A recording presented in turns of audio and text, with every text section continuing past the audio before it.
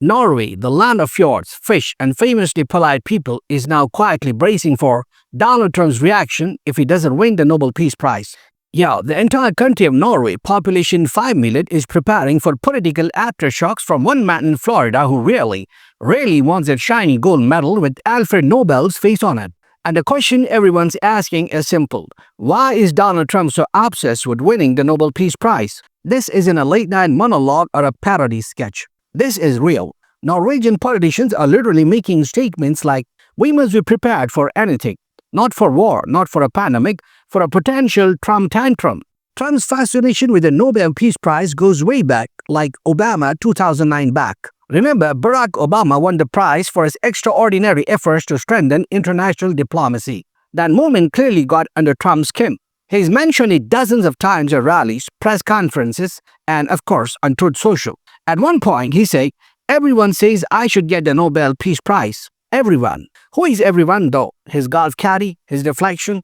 Now fast forward to October 2025, the Nobel Committee, 5 independent people appointed by the Norwegian parliament, announced that they've made their decision. They've already chosen the winner days before Trump's Gaza ceasefire deal. And guess what? Experts in Norway say it's highly unlikely that Trump's name is on that list. Cue panic in Oslo. Because here's the thing. Norway has no control over who wins. The Nobel Committee is independent. But as one Norwegian politician, Kristi Bergstø, said, I'm not sure Trump knows that. That's both funny and terrifying. Norwegian leaders are generally worried that if Trump loses, he might respond by imposing tariffs, demanding higher NATO contributions, or even, wait for it, declaring Norway an enemy. And analysts literally said that on record, we have to be prepared for anything. Imagine that conversation. Hey Siri, what's today's threat level? Orange. Trump just found out he didn't get the Nobel. Now, let's be fair. Norway isn't being dramatic for no reason.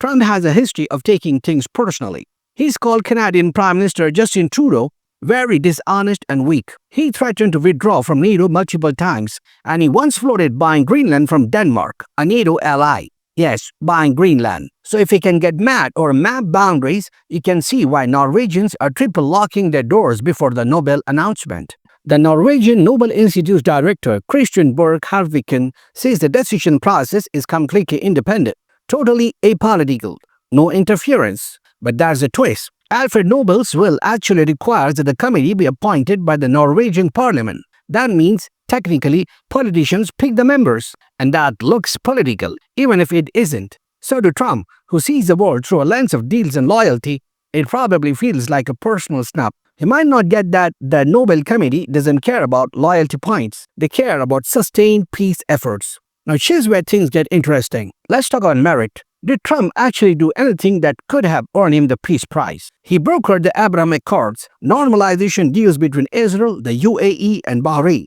He pushed for a ceasefire in Gaza recently. Those are legitimate diplomatic moves. But, and this is a big but, critics say they don't erase years of policies that escalated global tension.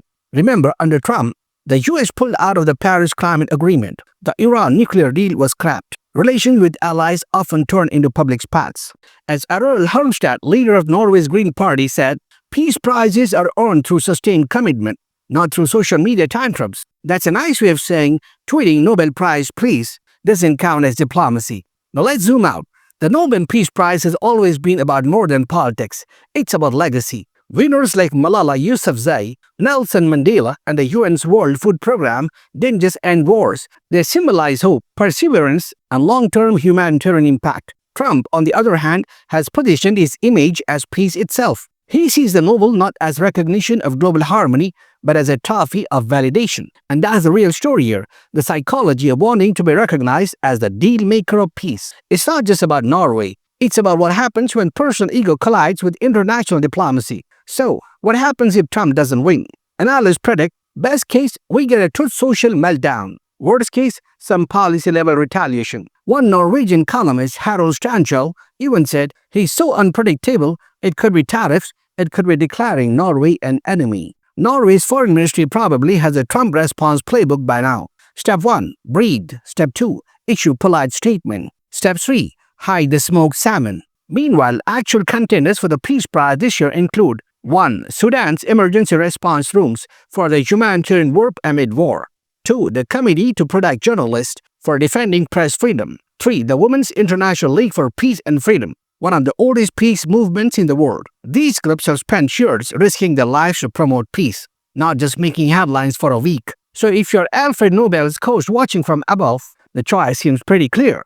In the end, this isn't just about one man's obsession with the prize. It's about how global recognition has become a political weapon, how the meaning of peace itself gets distorted in the age of ego and headlines. Trump's supporters will say he deserves it for stopping wars. His critics will say he caused too many to begin with. But the truth, as always, lies somewhere in between. Winning a Nobel Peace Prize isn't just about making peace once. It's about keeping it, protecting it, and sometimes doing it quietly. Norway may be nervous, but the world is watching not just to see who wins, but to see how Trump reacts when it doesn't. And that reaction, more than any medal, might tell us everything we need to know. Because in the end, the Nobel Peace Prize isn't about power, it's about purpose. And sometimes not getting it says more than winning ever could. I'm Mazur, thanks for watching, and if you want more breakdowns like this, hit subscribe and maybe give this video a peaceful thumbs up.